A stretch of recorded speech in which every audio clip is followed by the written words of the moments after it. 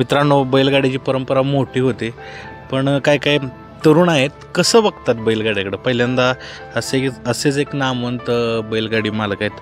पहिल्यांदा नाव सांगा तुमचं. धीरज शिवाजी भांडवलकर. बरं. किती वर्ष ह्या क्षेत्रात तुम्ही नाद आहे तुम्हाला या क्षेत्राचा? 4-5 वर्ष झालं. नवीनच आहे. बरं, आता कसं पाहताय बैलगाडी क्षेत्र तुमच्या म्हणण्यानं? कारण कसं ज्यावेळेस नवीन होतं त्यावेळेस सगळ्याच गोष्टी आपण शिकत असतो. क्षेत्र तसं तर आता पहिलं तर चांगलंच होतं भरपूर, नाही का? म्हणजे आत्ता बी आहे चांगलं, पण आता थोडं जरा हे झालेलं जे विस्कळीत जरा, नाही का, क्षेत्राचं, बैलगाडी क्षेत्राचं. मित्रांनो, या व्हिडिओला लाईक करा व सँडी आणि यादव बैलगाडा शर्यत या चॅनलला सबस्क्राईब करून जी घंटा दिसते ना तिथे क्लिक करा आणि त्यानंतर ऑलवर नक्की क्लिक करा आणि सगळ्यात पहिल्यांदा व्हिडिओ पहा. काय विस्कळीत पण आलेलं आहे तुमच्या विस्कळीत म्हणजे आता सगळ्याचा पैशाचाच बाजार झाला आहे. शर्यतीचा म्हणजे पैऱ्याला म्हणलं तर पैसेच मागतात लोक, असं झालेलं आहे. मग रिलेशन वगैरे काय नाही का? रिलेशन तसं आहे भरपूर, पण आता करतून सांगतो सांगतो. हां, बरं. म्हणजे आता तुमचे 4-5 वर्षात मित्र झाले असतील आणि एक मोठ्या बैलांबरोबर पाळलेलं आहेत बैल तुमची, पण रिलेशन हा प्रकारच राहिला नाही का बैलगाड्यात? रिलेशनवरती नाही. आता बैल तुमचा पळाला तर बैलाला बैल आहे, आणि काही बैल पळून पण बैल भेटत नाही. मोठ्यांचीच बैल मोठ्यांच्यात पळतात आता, असं झाले. पण हे कसं बदलायचं मग धीरजजी? तर हे बदलणं तर आता शेवटी आपल्या हातात आहे प्रत्येकाच्या. पण आता लोकांना काय झालं, पैसा महत्त्वाचा आहे, दोस्ती नाही महत्त्वाची, असं बी झाले. बैलगाडीत हे तुम्ही मोठं विधान करताय की पैसा महत्त्वाचा आहे बैलगाडीत, दोस्ती नाही महत्त्वाची? दोस्ती नाही आहे महत्त्वाची, असं झालेच ना. आता दिसतंच की, आता सगळ्यांचं दिसतंय, वायदेशिवाय तर कोण बोलतच नाही, असं होते, असं झालं ना. तुम्हाला कितीपर्यंत मागणी झालेली आहे वायदीची रुपयात सांगा? वायदी आता झालेली आहे आपली 20-25 हजारापर्यंत, 30,000 रुपयापर्यंत झाली मागणी. हो. मग आता काय वेळेस काय होतं, म्हणजे आता तुम्ही बैलगाड्यात बघताय तर कधी कधी असं होतं की जे बैलगाडी क्षेत्रातली सर्व तरुण पिढी आहेत त्यांना लगेच मोठं होण्यासाठी वायदी देऊन चांगल्या बैलाबरोबर पळायचे आणि स्वतःचं नाव करायचे, त्यातून वायदी वाढत चाललेलं आहे का? तुमचं काही निरीक्षण आहे, ही वायदी का अशी वाढत आली? पहिल्यांदा 5-10 टेम्पो भाडं हे ठीक आहे, पण आता खूप विक्रमी काय वायदी आता कसं झालेलं आहे विषयी, लोकांचं हे झालं एक भ्रम आहे की मोठ्या बैलासोबत पळलो, वायदी देऊन पळलो, त्याच्याबरोबर केलं की आपल्याला पुढच्या मैदानात बैल मिळतात, हे असा भ्रम बी झालेला आहे त्यांचा, म्हणजे सगळ्यांचाच. पण तसं वायदेचा विषय नाही आहे, तसा व्हायला पाहिजे. बैल नंदी आहे, तो नंदी तसा तर एका मिरच्या गळ्यात पळायला पाहिजे प्रत्येकाच्या, शक्यतो असंच व्हायला पाहिजे. पण ते आता नाही आहे तसे लोक, काय आता त्याला नाही इलाज. आता सद्यस्थिती पाहिली तर सद्यस्थिती अशा कुठल्या गोष्टी तुम्हाला बैलगाडीत प्रामुख्याने दिसतात? आता तुम्ही एक उदाहरण देता वायदीसारखे, पण अजून काय अशी उदाहरणं तुम्ही सांगाल की हे बदललं तर अजून चांगलं क्षेत्र होईल, अशा कुठल्या गोष्टी सांगाल? आता महत्त्वाचे तर पहिले वायदी थांबली पाहिजे. वायदी परत जरा हे बिनजोडचं ह्याचं जरा हे होतं, जरा त्याच्यात म्हणजे जरा नाही का मग वादेवाद होतं, हे थांबलं पाहिजे सगळ्यात महत्त्वाचं.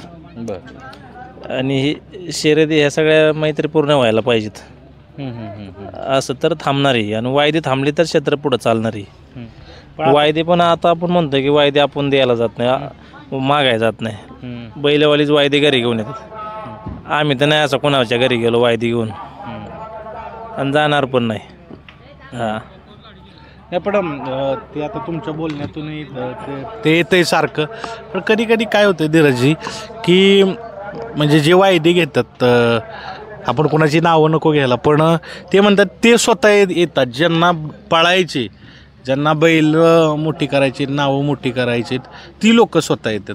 तर काय सांगायला याच्याविषयी? येतात तर बरोबर आहे, ठीक आहे, चला येतात, पण आपला बी नंदी आणि तो बी नंदी, नंदीसोबत नंदी तसा पळला तर काय पळणार नाही का मालक परत बैलगाडी क्षेत्रात राहणारच नाही का वायदी नाही घेतली तर?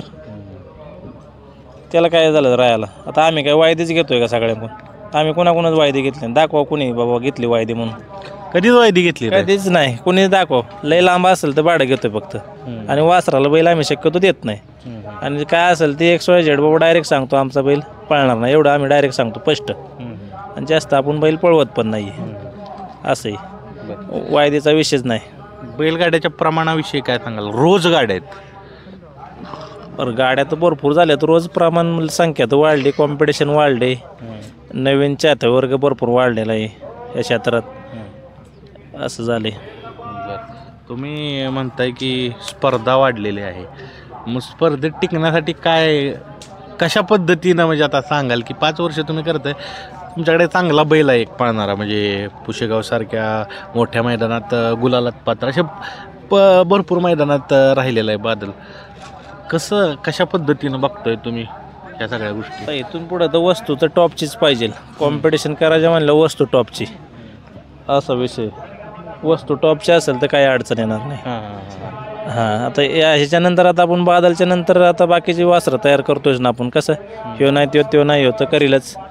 जास्त पैशाचा तर बैल घेऊन उपयोग नाही आहे, का तर जास्त पैशाचा बैल घेऊन अडचण निर्माण होत्यात, 100% होत्यात तर होत्यातच. त्याच्यामुळे काय कुठल्या अडचणी होत्या सांगा आम्हाला. बघा की आता जास्त पैशाचं आता नाव घ्यायचं नाही आपल्याला कोणाचं, पण जास्त पैशाचा बैल घेतल्यावरती माणसाला वाटतं की यायला याने बैल घेतला एवढ्या रुपयाचा, ह्या बैला आता थोडक्यात बकासूरवर आपण पळू, असं माणसाला वाटतंय. म्हणजे एक जादा किमतीचं घेतलं तर एवढ्या किमतीचं घेतलंय त्याचं एक वेगळं प्रेशर आहे की गुलाला तर राहिलाच पाहिजे. राहिलाच पाहिजे. पण आता सध्याच्या पिढीला बाण नाही ना की बाबा हो बैल 10 लाखाचा, ते 20 लाख रुपयाला माणूस घेते बैल, का 1-2 मैदानात राहिला की घेते 20 लाख. त्याच्याकडे गेला की बैल आज चालूचं उदाहरण आहे, आता 2-3 लाखाची 2-3 बैल आहेत, आता 40-50 लाख रुपयाचे बैल आहेत, त्यांना आता गटाला मार खात्यात काय बैल. म्हणजे का त्यातला अनुभवच नाही ना, अनुभव बी घेतला पाहिजे की बाबा बैल आपला त्यात पात्र आहे का एवढ्या रुपयाचा, हे सुद्धा माणसाने केलं पाहिजे.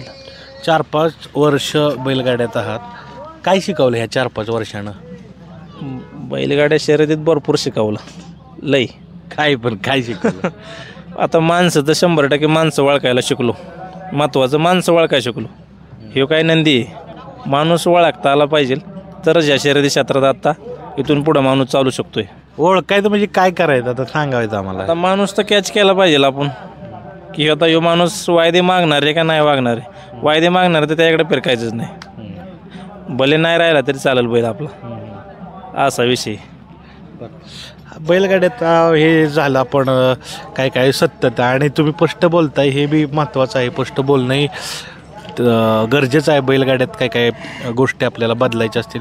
पण अजून एक मुद्दा येतोय की तुम्ही बैलगाड्यात एवढ्या 4-5 वर्ष आहात, तर एक मुद्दा येतोय की बैलांची जी टिकून पळण्याची क्षमता ही फार कमी आहे. म्हणजे एक ठराविक बैल सोडलं तर एक बैल 1 वर्ष 2 वर्ष असा पळतोय कंटिन्यू, अशी जो कालावधी आहे पळण्याचा, म्हणजे पहिली काळात आपण 15-15, 10-10 वर्ष पाक बैल पळायची, आता ती का दिसत नाही हो तुम्हाला वाटते? म्हणजे बैलगाड्यात चालू झाल्यापासून एक ठराविक बैल सोडली तर बाकी बैल कुठं आहेत? बैलांचं तसं जर पाहिलं तर आता 99% मेडिसिन करतात लोक आता बैलाला, 100% मेडिसिनवरती बैल. तुम्ही आज बघा ना, कुणाचा बैल अटॅकने मरतोय, कुणाचा बैल पायात मोडतोय. आता ठराविक बैल आहेत अशी टिकून पळतात. आमचा बैल बी दाखवा कोणी, मी आत्ता जरी म्हणलं ना तुम्ही डॉक्टरला हे जे बेल्ट टेस्ट कर, होऊ शकत नाही. तुम्ही बघू शकता बादलचं शरीर खूप असं आपण म्हणू अट्रॅक्टिव्ह आणि मजबूत शरीराचा बैल, आणि जसा आहे तसाच आहे. हो, त्यानं गटात पराभव हो, फायनलला बसू, सीमित पराभव हो, आणि मी किती वर्ष बघतोय बैलाचं शरीर आहे तसंच आहे ना. बैलाची ठेवणी बी तशी आहे, आणि बैल अजून बघा तुम्ही कसा आता किती वर्ष झालं बैल हाय असाचे शेम, ह्याच्यात बदल नाही का. तर ह्याचे सांभाळणे बी आणि ही मेडिसिनचा तर विषयच नाही आपल्याकडं, घ्यायचाच नाही. आता बाकीचे तर बैल काय बघा तुम्ही 1-2 वर्ष बैल पळतात, 2 वर्षानंतर काय यांचं बैल 10-10, 15-15 लाखाचे बैल 3 लाखाला गेलेत. कशामुळं? नवीन पिढीला लगेच पाहिजे, आता लगेच क्विकमध्ये पाहिजे. हारपात करायची त्यांच्याकडे हीच नाही. आम्ही आता आजही मार खाल्ला तरी काय अडचण नाही. आता लोक बाहेर गेले की बैल दोपाडतात. आम्ही अजून आजपर्यंत कधी बैलाला काठी लावत नाही, का बाहेर गेला चुकी आपली, काहीतरी झालं असणार आहे आपल्या हातात, त्याच्यात काहीतरी आपणच बैला कोणी करून घेतलं पाहिजे ना मेहनत.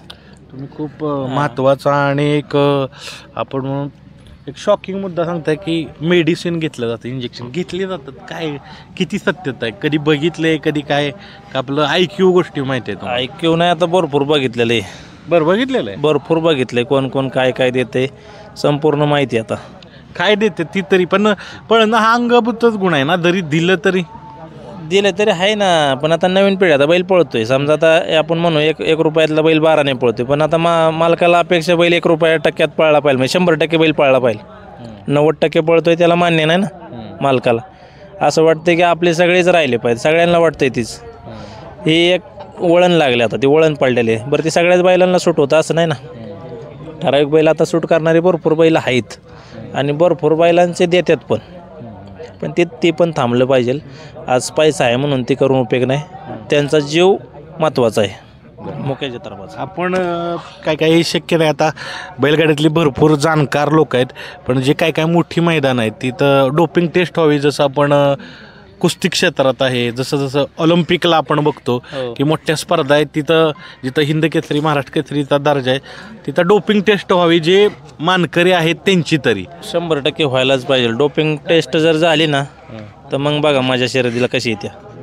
बघा तुम्ही जसे कुस्तीला येते ना डोपिंग टेस्ट, आता मला वाटतं बघा डोपिंग टेस्टची उठावली होती केव्हा, समाधान गोडके महाराष्ट्र केसरी झालं त्यावेळेस ते ओरिजिनल खेळले होते बघा समाधान गोडके. डोपिंगची टेस्ट होणार आहे म्हणून बरेच जण खेळले नाहीत, पण तसं व्हायला पाहिजे. जर डोपिंग टेस्ट जर झाली ना तर बघा तुम्ही बैलगाडी क्षेत्रात काय काय पाहायला मिळते, आणि ती व्हायलाच पाहिजे. का यांचा बी जीव वाचल. जे आज बैल 10 वर्ष बैल पाळणार आहे समजा, तर बैल 2च वर्षात तरी वर्ष ना, त्याने कमी वेळात कालावधीत लगेच घ्यायचं की लगेच बसायचं, टाकला ऐकून ज्याच्याकडे आहे पैसा आणतोय, दुसरा लगेच 10 लाखाचाही पळावतोय, त्याचा उपयोग नाही ना. गरिबांनी काय करायचं, आणि गरिबांनी मरू द्या, मुख्य चित्रपांनी काय करायचं त्याच्या ह्याच्याशी खेळून, आपण त्याच्या जीवाशी खेळून फायदा नाही ना. असं व्हायला पाहिजे. मोठी गोष्ट सांगितली आहे धीरजजी यांनी. कुस्तीचा उल्लेख केला, तुम्ही कुस्ती क्षेत्रात होता काय? हो. कुठल्या तालमीत? आधी गंगावेशला होतो, परत आमच्या येत होतं शिवाजी व्यायाम मंदिरला सासवडला. मग हे कुस्त्या सोडून बैलगाड्या कसं काय कुस्त्यात म्हणजे तालीम संघ टाकावं आणि एक मल्ल तयार करावे, हे सोडून बैलगाड्यात का तुम्ही आलेला आहे असं मी म्हणेन? आता पारंपरिक आहे ना आपलं बी नाद, शेतकरी आपण आजोबांपासूनच नादात आहे नाही का. म्हणजे आजोबांचं मी जरा वडील अपंग होते त्यामुळे जरा थोडंसं आपलं हे झालं, पण वडिलांनीच सुरुवात केली शर्यतीला, वडील जरा हे झाल्यामुळं आपण चालू ठेवलं. आता कुस्तीचं आता आहेच, बाकीचे आमचे पोरं बी आहेत ना तालमीत. हो. बाकी क्षेत्र तुम्ही असे त्यात यश मिळवा. आत्ता बैल मित्रांनो पाहू शकता, एक चांगल्या शरीराचा बैल आणि त्याचं शरीर बघण्यासारखं आहे. आवर्जून बघा बादलला, धीरज यांचा बादल, आणि एक चांगल्या पद्धतीनं न पळणं हे शेवटी त्या जनावरांच्या आपण स्टॅमिनावर, त्याच्या सगळ्या स्वभावावर आणि एक काळावर अवलंबून आहे. पण शरीर चांगलं ठेवतंय. काय खायला काय घालतंय? खायला तर त्याला तर आपलं हायच रेग्युलरच आहे, काय एक्स्ट्रा काय काहीच नाही, जे आहे ते रेग्युलरमध्येच खायला, पण टायमिंगला आहे फक्त एवढंच. तुम्ही स्वतः घालता? गडी ठेवले? गडी तर आहेतच, पण आमचं स्वतःचं लक्ष आहे ना, परत घरच्यांचं लक्ष आहे, मिसेसचं. बरं. हो. महिला वर्ग आहे ना, त्यांचं बी लक्ष आहे ना, त्याच्यावरती लक्ष त्यांचं आहे ना, आईचं आहे, मिसेसचं आहे. मित्रांनो, एक बैल हा फक्त आपल्याला बैलगाड्यात पुरुष दिसत असतो, पण सगळं त्या बैलाला मुलागत सांभाळ करणारा स्त्रीवर्ग असतो. आणि मला वाटते या व्हिडिओच्या माध्यमातून जेवढ्या स्त्रिया आहेत आणि जे बैलाला स्वतःच्या मुलासारखं सांभाळतात त्यांना सलाम करतो. कारण सर्व स्त्रिया बैलगाड्या क्षेत्रात जरी तुम्हाला त्या मैदानात दिसत नसल्या तरी मागं हात प्रत्येक यशस्वी बैलामागे स्त्रीचाच आहे. आता आमच्या तर 4 बैल आता घरी आहेत, आता त्यांचं पाणी खायला तीच बघतात ना, आत्ता सुद्धा ॲक्च्युली आजच. मग कधी आणलंय का वहिनींना किंवा आईला बघा? एक नाही आलेली ती लाईव्हलाच बघतात. एकदा आणा, एकदा म्हणजे आपण ज्याचा सांभाळ करतोय तो कशा पद्धतीनं मैदानात असतो. हो, आणू. जाता जाता काय सांगाल? सध्याच्या बैलगाड्या कशा आहेत? पहिल्यांदा प्रश्न विचारला तोच आत्ता विचारतोय, कशा आहेत आणि तरुणांनी काय म्हणून पाहावं बैलगाड्याकडं? तरुणांनी आता एक खेळ खेळासारखा एक पाहिला पाहिजे, आणि ह्याच्यात सगळ्यात महत्त्वाचं मैत्रीपूर्ण खेळलं पाहिजे. कुणाचा वादिवाद नाही, काय नाही, आणि वायदी हा विषय सगळ्यात महत्त्वाचा थांबला पाहिजे. मित्रांनो, हे होते धीरजजी. एक वेगळी मुलाखत आणि बैलाची मुलाखत तर आपण घेऊयाच कधीतरी आणि घेत आलेलो आहे वेगवेगळ्या प्रसंगात. पण एक तरुण, एक कुस्ती क्षेत्रातील एक पैलवान ज्यावेळेस बैलगाड्यात येतो आणि काय काय बदल, कशा पद्धतीनं बैलगाड्यात चालू आहेत हे वेळेस थोडं वास्तववादी आपण यांच्याकडून जाणून घेतलं. काय चांगल्या गोष्टी असतील ती घ्या आणि बदल करा. धन्यवाद धीरज. धन्यवाद.